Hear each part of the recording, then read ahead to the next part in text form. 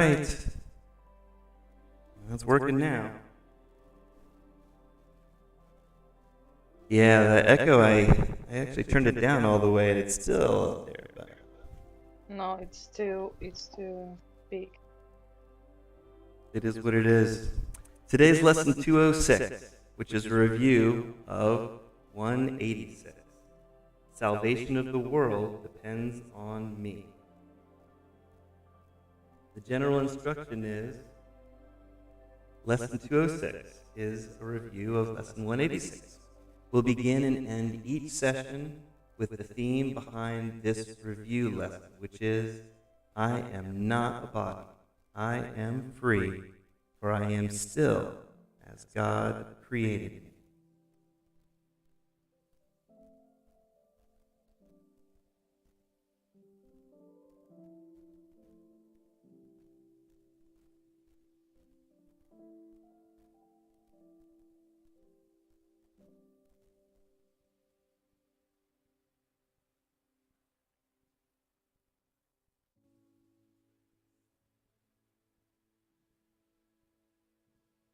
All right. Hopefully you can still hear me. I'm not a body, I am free, for I am still as God created me. The salvation of the world depends on me. I am entrusted with the gifts of God because I am God's son, and I would give God's gifts where God intended his gifts to be. I am not a body. I am free, for I am still as God created me. I'm going to read the notes from this lesson, the source lesson 186. Bear with me for a moment when I come back. I'm so glad you all are here joining us today. I'm doing my best to get started at 6:30. I was a little bit running late today, but in general, I'm going to get started setting up at about 6 a.m. and I'll start reading at 6:30, and that'll help us get through and done with our session by 7:15 or so, and then we'll have the discussion like we normally do. So the pattern that we've been following as we're going through these review lessons has been that I read the lesson, and then I read the notes from the lesson that the review lesson is about. And then Tom leads us in an activity, and then we have our discussion, and I'm just streaming the first part here, this first part with the activity, just to kind of make it easy for somebody who wants to go back and review. They can easily go back and just listen to that part. And then when we start sharing that part, I'm not streaming, so you can be a little bit more open with your sharing. All right, I hope that's clear. And here are the notes to lesson 186. Salvation of the world depends on me. This lesson starts out with, this is the phrase that removes all arrogance. One of my favorites. Tom's notes say, this lesson is enough to strike fear in the heart of anyone. It states that the salvation of the world depends on you. This seems like a tremendous burden to place on anyone. Surely this heavy responsibility would seem to be too much to ask of anyone, let alone you. But is this what the lesson is truly saying? The weight of this burden will be quickly released when you realize that the definition of salvation, what the definition of salvation means according to A Course in Miracles. Salvation is God's promise that everyone will find their way home. Put another way, it's the promise that any mind that sleeps must wake up. It is the guarantee that all illusions made in time will end. Salvation promises that what is true, and what is false is not true. Period. Salvation is God's guarantee for our safe return to the truth of what we really are. No one can fail in their quest to reawaken, since this is not God's will. I'll read that line again. No one can fail in their quest to reawaken, since this is not God's will. Salvation is God's promise that all will find their way home. But it's obvious that this promise cannot be kept unless you make the decision to wake up.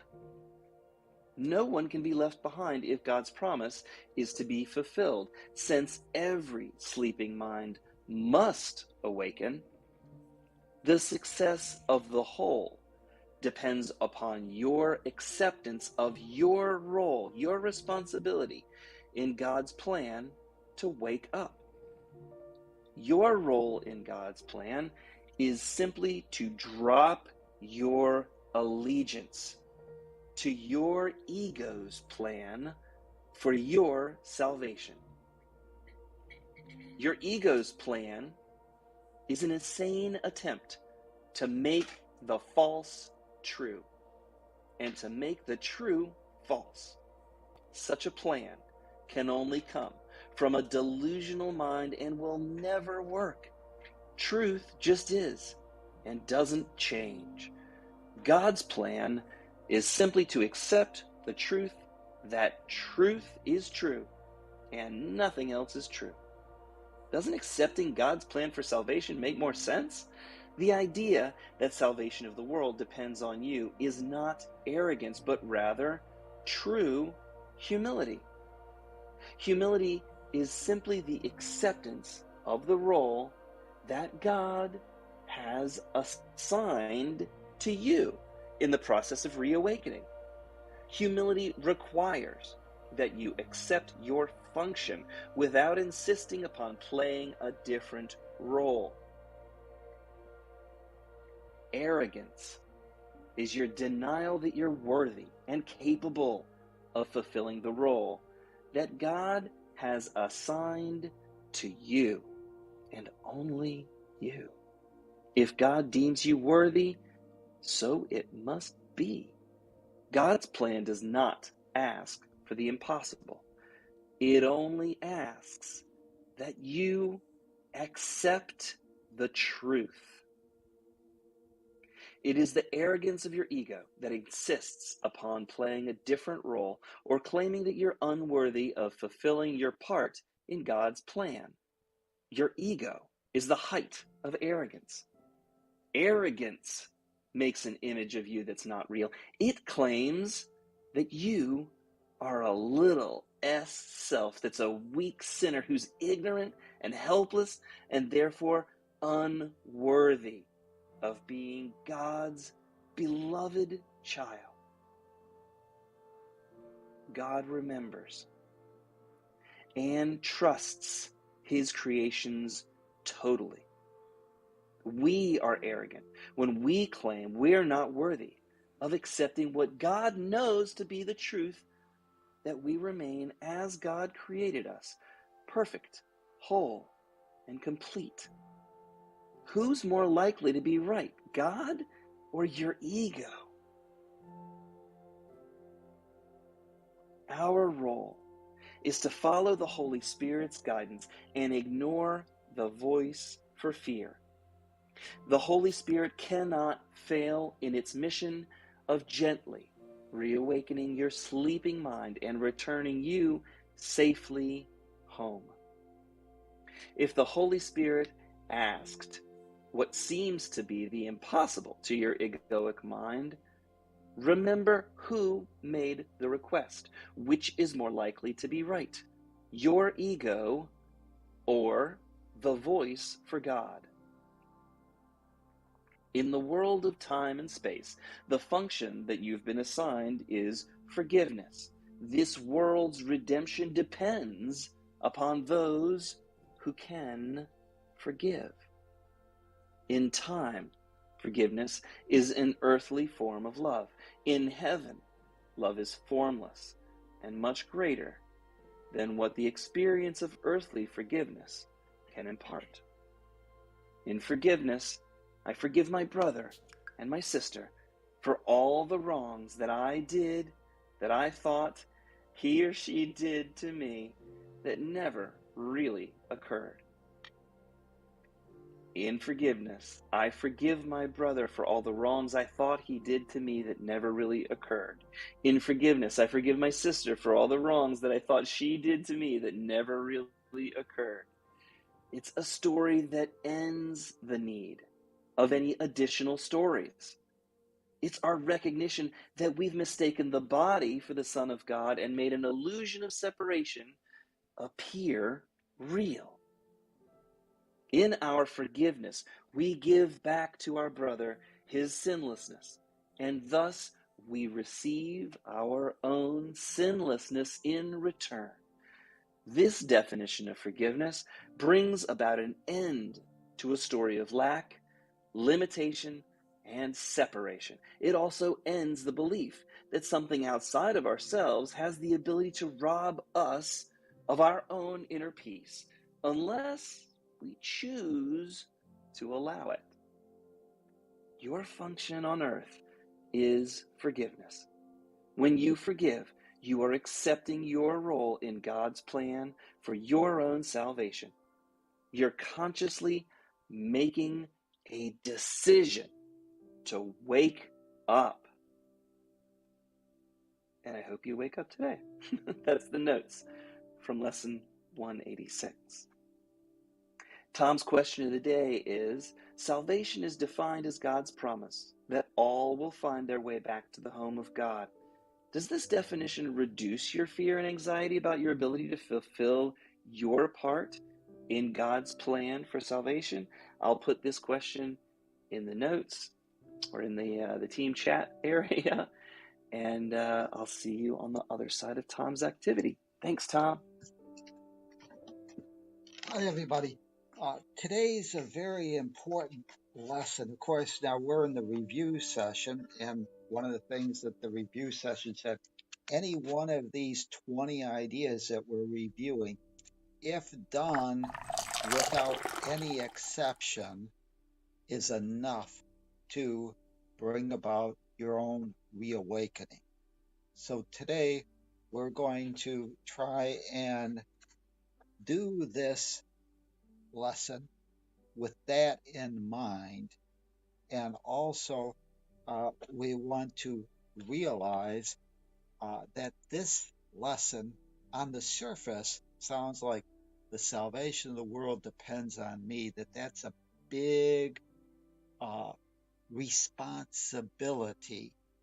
And that is because we misperceive one, what salvation is, which really is just God saying that everybody's got to reawaken. And two, we believe that because we're sinners, that we lack, that the separation is real. We believe that we're an earner that has to earn their way back to redemption, to forgiveness, and therefore our ego feels that it needs to come up with a special plan to save ourselves, and in this case believing that we're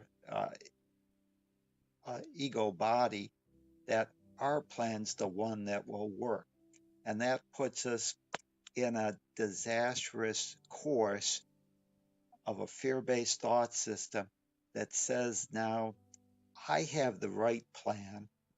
Everybody needs to follow my plan. If they don't follow my plan,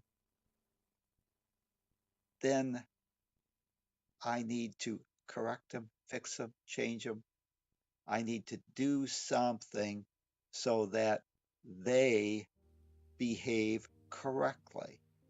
And this, of course, ultimately results in grievances or me believing that I no longer have the ability to maintain my own inner peace because now I perceive outside forces to have a direct effect and to be able to rob me of my own inner peace. So this lesson, if taken just cursory, if I told you uh, that salvation of the world depends on you, what I'm really saying there is I expect you to make me happy.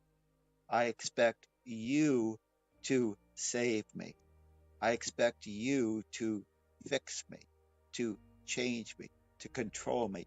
And if you don't do it properly, and I'm the judge of that, then you've wronged me. And what that does is that moves us very quickly into the game of blame. Well, first, it moves us definitely into fear because now we're not in control of our own fate, but it moves us into this blame, shame, and guilt game that now we and other people, because they think that their happiness depends on me, or I think my happiness depends on them, we engage in throwing a lot of blame, shame, and guilt back and forth, trying to say what we need from others to make us happy. So, salvation of the world depends on me because my role that has been assigned in this grand plan of reawakening the entire sonship to the truth requires everyone to wake up. And you're part of that individuated aspect of that whole. And therefore, the salvation of your world is dependent, contingent on you waking up. Remember that this world of time and space, the world is a reflection of you. And also remember the law of God says to give is to receive, and you cannot give what you do not possess. So if you don't possess the idea that you're God's beloved child with whom we're well pleased, you can't give that to another. So why don't you get in a comfortable position and we'll proceed with getting this lesson right and getting to the truth of the experience of what it's really telling us. Okay, so get in a comfortable position and just become aware of your breathing, your energy, and realize that you are energy. You are light. And as such, you are an individuated consciousness of the one self, perfect, whole, and complete. And today, we're going to look at that egoic self and disregard its belief that you could be a sinner, that you could do something wrong that would cause unconditional love to cease flowing, because it is those blocks, those beliefs about ourselves and our arguing for our littleness that makes the separation appear real and makes it appear that we are somehow outside of God's good graces. So breathe in the energy of God's unconditional love. Take that in, realizing that the love of God, the God of unconditional love, flows endlessly.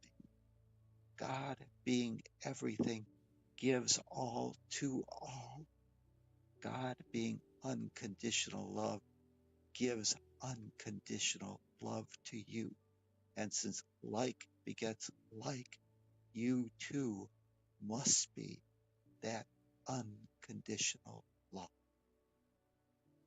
I accept the love of God and I release all egoic beliefs in limitation, lack, separation. I accept the truth that I am God's beloved child, and I release all beliefs of blame, shame, guilt. There is no fear, for I am not a body. I am free. I am still as God created me. I accept the idea that salvation of my world depends on me, and I accept my role that's been given to me to reawaken to the truth in this dimension of time and space, in this world of perception. My function is forgiveness. My purpose is love, and my destiny is the peace of God. I accept my salvation, which is the acceptance of that truth.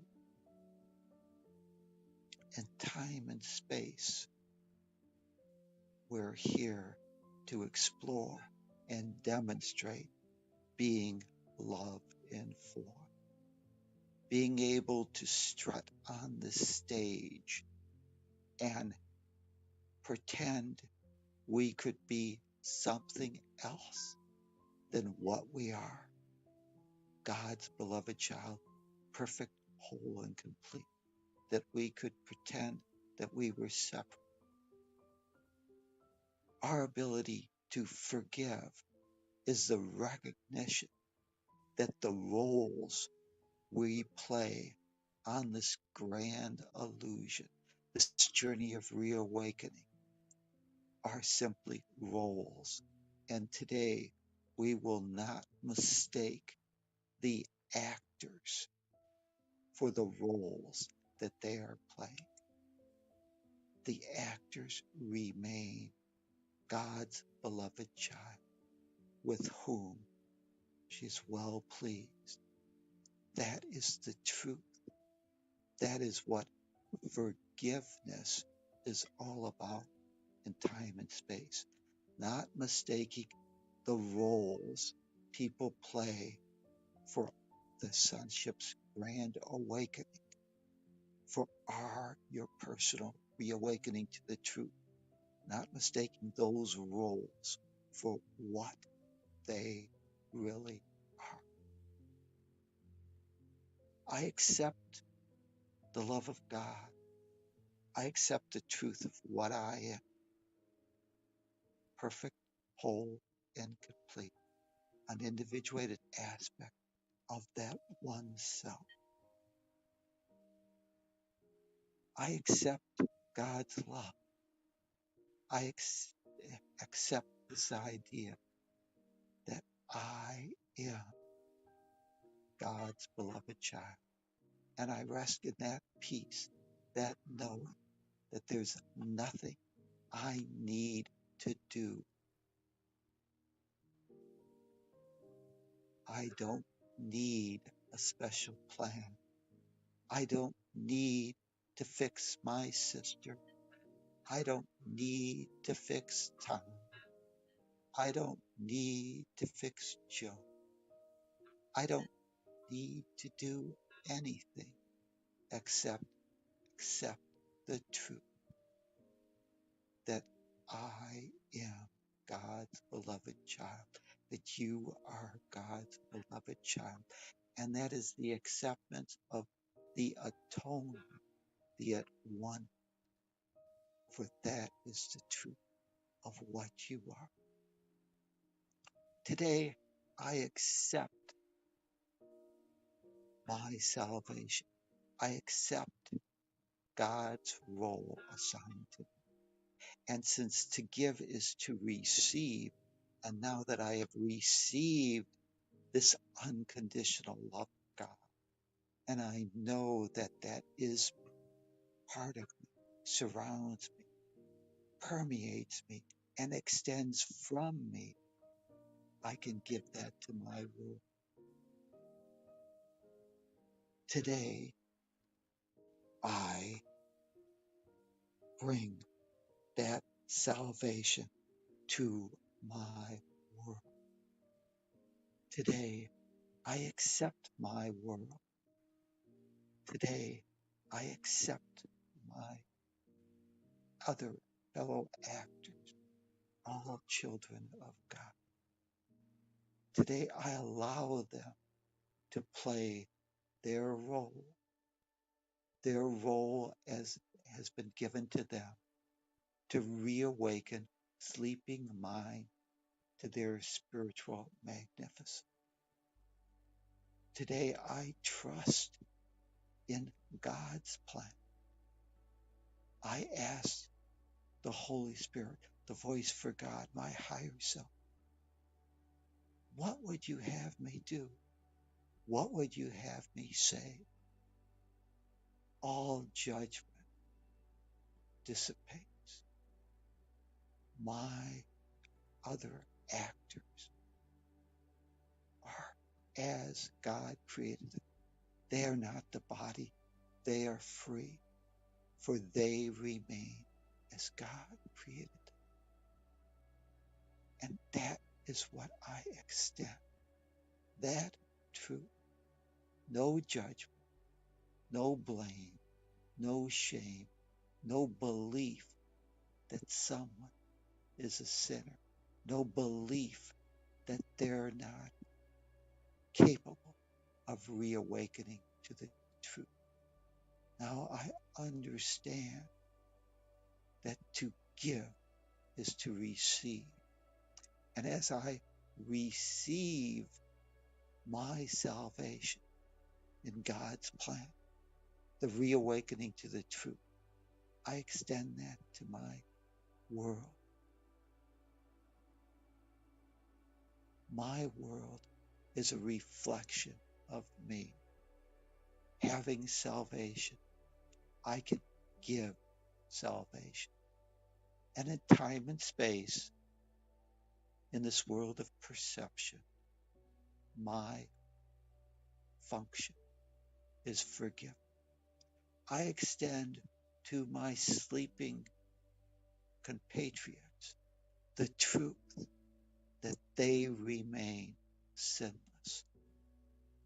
I extend the truth that they are on their own perfect path. I extend the truth that they are my teacher. We are all students, all teachers, working together in an interlocking chain of cause and effect that becomes the miracle of the acceptance of the atonement, the at one for ourselves. The salvation of my world depends on that acceptance. And I allow all actors to be on their perfect path to play the role. Today, I allow all things, accept all things, trust all things, forgive all things, and I transcend all things. I transcend and reawaken to the truth. The salvation of my world depends on me, and that is what I extend, the truth of what you are. Today, I choose not to believe that I am a body. Today, I choose to realize that I'm the puppeteer of this costume, this body, and that I will pull the strings, but not mistake the body for what I truly am. I will not mistake the other children of God, them I will allow to be the puppeteers for their own little puppet and play their role. And I will not mistake their body for what they truly are. Today I realize this is not my home. I am unlimited spirit. You are unlimited spirit. And we are here on this game board to pull the string of our costume and simply ask the director of the play, the Holy Spirit, what would love have me do? Today, I will not mistake the game token for the truth of what we really are. And with that realization, take control of that puppet, that marionette, and go about pulling the strings of that neutral communication device and extending the truth that you are part of the oneness of all that is. You accept the at one and you accept the salvation and you are whole. Extend that same thing to your world. Create a great day. Namaste. The God in me recognizes the God in you. Go in peace. Thank you. Thank you, Tom. Wonderful little activity there. I do appreciate that. It helps kind of seat that knowledge a little bit deeper, makes it a little bit easier to take the lesson in. And in this specific case, specifically with 186, not take the weight of the world on my shoulders, but just realize I'm here to play my part in this game, in my piece, my game board of life piece. And I can move my little token down 2 spaces forward when I roll a 2, and I can move it 6 when I roll a 6, and I can be peaceful and happy no matter what I roll. And no matter whether I land in jail or whether I get the free parking money, I can still be happy because it's just a game. I'm here to learn and not earn and turn up every morning and read the lesson. So this morning was lesson 206.